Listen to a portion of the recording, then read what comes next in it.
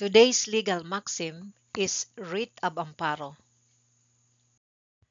The writ of amparo is a special legal remedy designed to protect constitutional rights, specifically the rights to life, liberty, and security.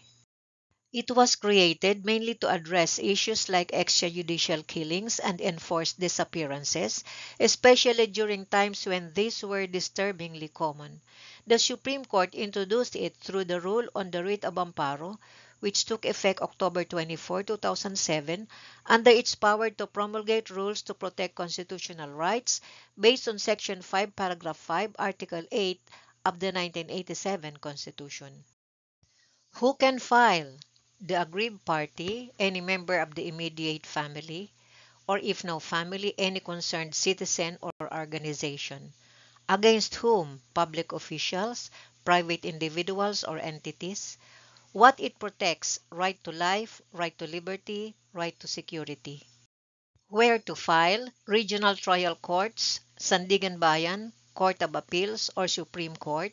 And what the court can do: to issue interim reliefs like temporary protection orders, inspection orders, production orders, and witness protection orders. Compared to the writ of habeas corpus, which mainly seeks to produce the body of a missing or detained person, the writ of amparo is broader. It also protects against threats and ongoing violations, even when the person's whereabouts are unknown. Illustrative case: Secretary of National Defense versus Manalo, GR number 180906, October 7, 2008. Facts of the case: Raymond and Reynaldo Manalo were abducted by armed men suspected to be military personnel. They were illegally detained, tortured, and threatened. After months, they escaped and hid out of fear for their lives. They filed a petition for writ of amparo to seek protection, narrating the human rights violations they suffered. Issue: Are the Manalo brothers entitled to the protection of the writ of amparo even after they had escaped from their captors?